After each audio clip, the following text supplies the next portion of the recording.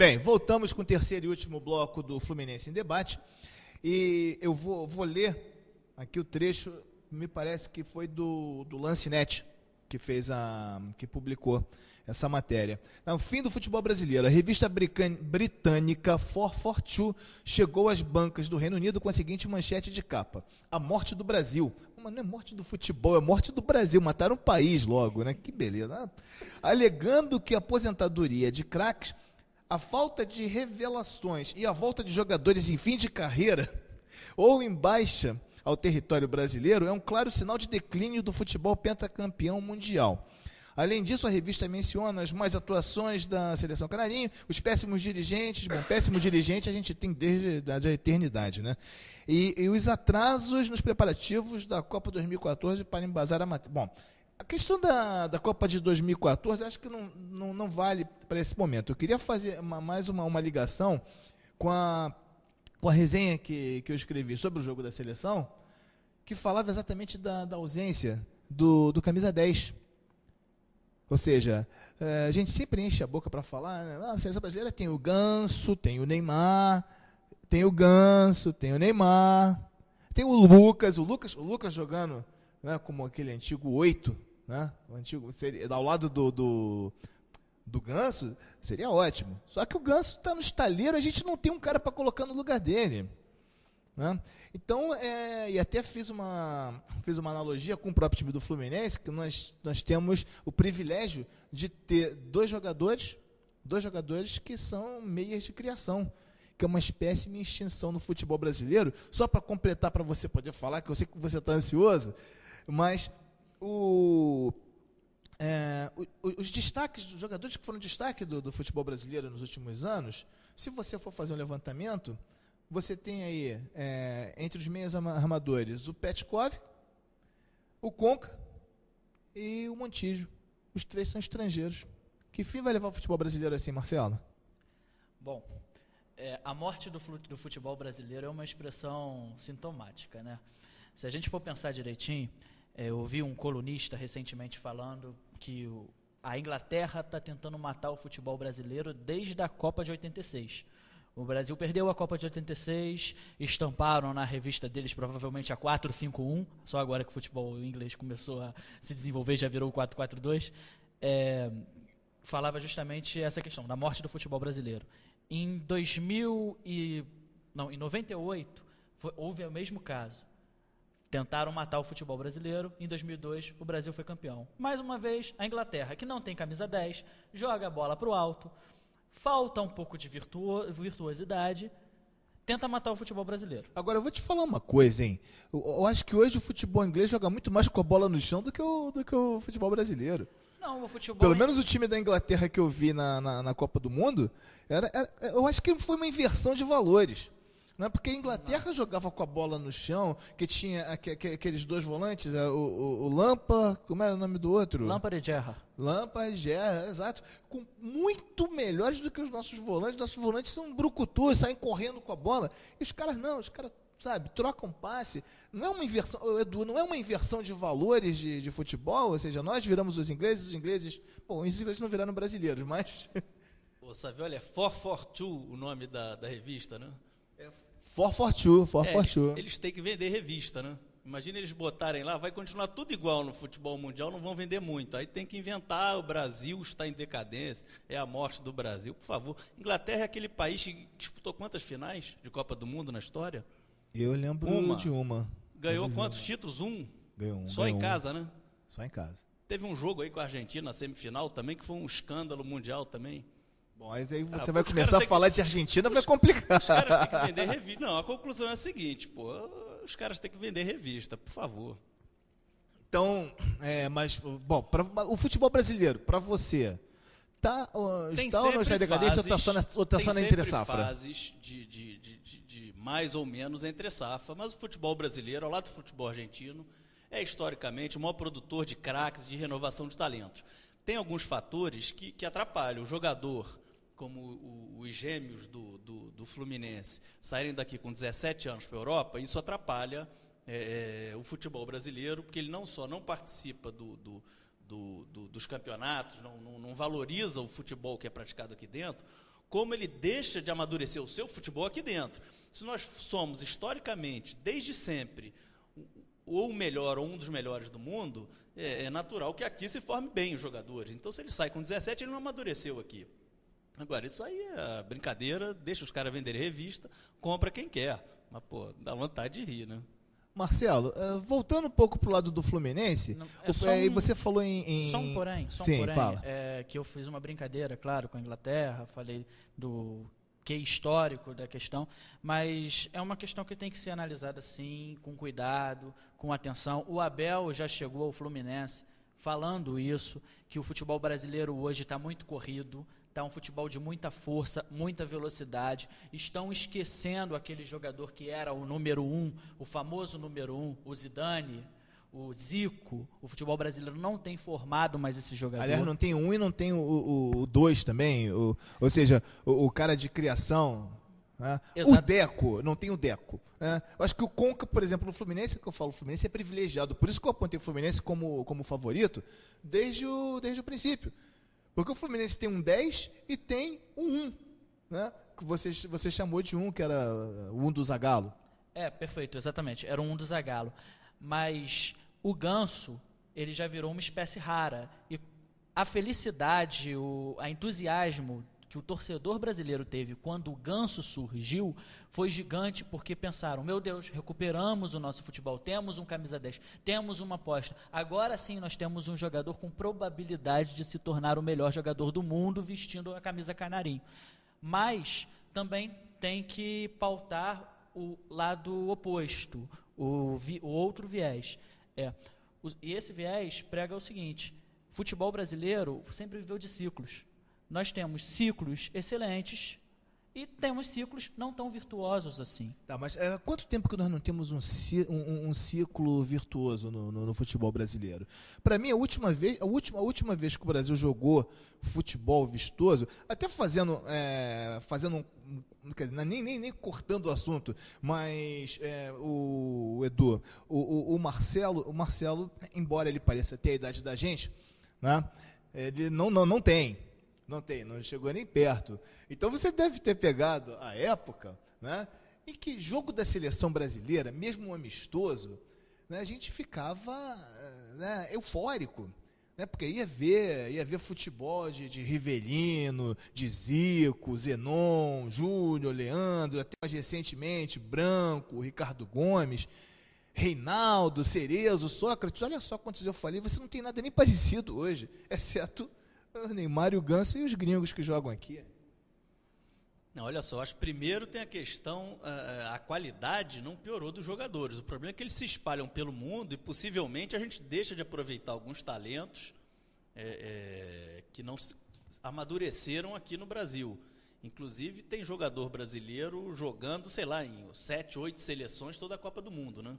O Deco jogou, sei lá, 2 Copas por Portugal. Uma outra questão, então, acho que na parte de formação de talentos a gente não decaiu, não. O que eu acho é que esse espalhar dos jogadores pelo mundo prejudica, sim, e também muito a questão a paixão do brasileiro pela seleção já não é a mesma. E isso tem muito a ver com essa coisa do jogador com 18, 20 anos está indo para a Europa e passa a se identificar mais com o clube que ele foi jogar na Europa do que com o Brasil. Na Copa de 70, os 22 jogadores jogavam no Brasil, os 11 titulares e os 11 reservas. Você era nascido? Eu era nascido, eu lembro de flash, era nascido sim, eu nasci em 64, eu tinha 5 anos, não tinha completado 6 ainda. Mas eu me lembro... Se você comemorou nas ruas de Copacabana, a gente se esbarrou por lá. Não, eu estava no Arpoador. Eu fui no Arpoador, lembro direitinho. Estávamos próximos. Bom, já que você quer provocar, vou te dizer aqui o coro que cantavam na praia. Que era o seguinte, Lacerda, Itália é uma merda. Lacerda, a Itália a gente disputou a final, o Lacerda era o ex-governador do Rio de Janeiro. Eu lembro, das poucas coisas que eu lembro da Copa de 70 é isso. Mas naquela época o povo era apaixonado pela seleção. Eu lembro que eu cresci, ser campeão do mundo pela seleção era mais importante para mim do que ver o Fluminense campeão do mundo. E aí, quando o meu filho mais velho, Pedro, começou a falar que, pô, eu prefiro ver o Fluminense campeão do mundo que a seleção, primeira vez que ele falou isso, ele moleque, eu tomei um susto. Porra, e hoje eu sou 100%, vou ficar muito mais feliz se o Fluminense for campeão do mundo que a seleção. Na Copa de 82 eu quase chorei, eu tinha, sei lá, 17 anos, pô, foi uma decepção terrível aquela perda lá, o Paulo Rossi com aqueles 3 gols. Hoje você não tem isso, eu tive aquela final que o Ronaldinho Gaúcho não foi dessa Copa, foi da anterior, e entrou com um R, com um gorro lançando a marca com um R na testa, eu não assisti o segundo tempo, eu falei, isso não é o Brasil, isso não é a seleção brasileira, o cara está lançando a marca dele aí, estou fora disso, então perdeu-se muito, e acho que só volta quando nós tivermos uma seleção de jogadores que jogam no Brasil, ou majoritariamente no Brasil, com identificação com os clubes brasileiros. Olha, o tema está ficando apaixonante, e eu não sei se vai dar os 5 minutos que nós temos ainda de programa, mas vamos tentar, né, abordar esse assunto um pouquinho mais. Eu ia te perguntar a questão do Fluminense, que ele falou dos gêmeos que foram embora cedo, e o Fluminense durante boa parte da década de 90, metade final da década de 90 e início da década passada, o Fluminense lançou alguns jogadores que primavam pela qualidade técnica. Foi o caso do Roger, o caso do Rodolfo, o zagueiro, Marcelo, Arouca, e o Fluminense parece, se eu não me engano, até ouvi falar sobre isso, que tinha uma filosofia de, enquanto os outros times usavam os garotos grandes, né, o cara tinha que ser grandalhão, forte para poder treinar no clube, o Fluminense botava os pirralhos para treinar, né, para poder desenvolver a técnica mesmo, né? Ou seja, em vez de desenvolver a musculatura, desenvolvia o cérebro, né, para usar com a bola no pé. E acabou isso no Fluminense também. A gente não vê mais sair, enfim, tem até aquele garoto lá, o Wellington Nem, né? O Wellington Nem, ele está emprestado no momento ao Figueirense, mas ainda pertence ao Fluminense. E o próprio Matheus, que surgiu agora, também é um jogador que demonstra muita habilidade. Eu, particularmente, aposto também bastante no Matheus.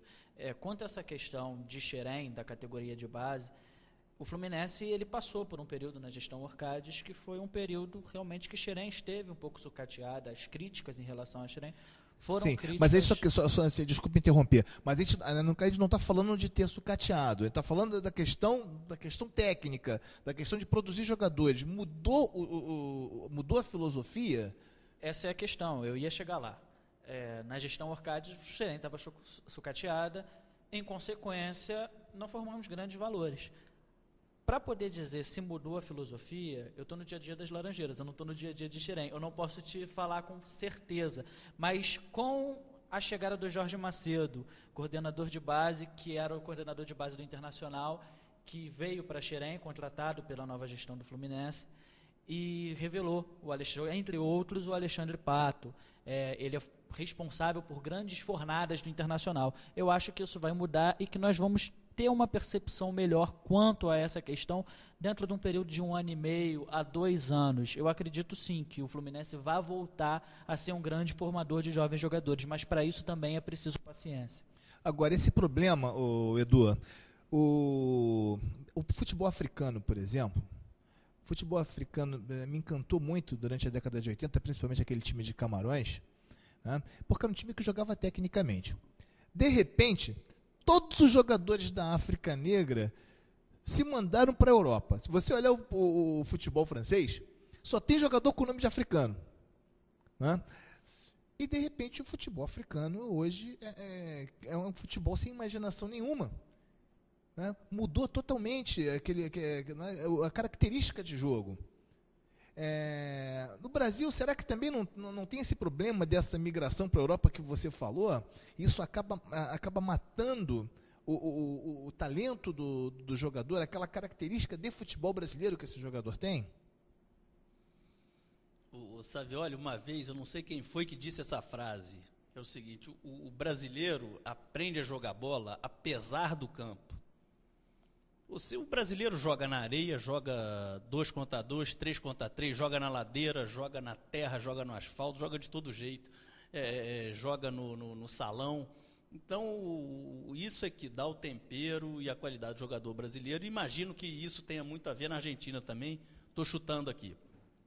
Meu filho estudou, quando tinha 14 anos de idade, nos Estados Unidos, o jogo entre... Aí o colégio, isso aí era primeiro grau lá, o high school.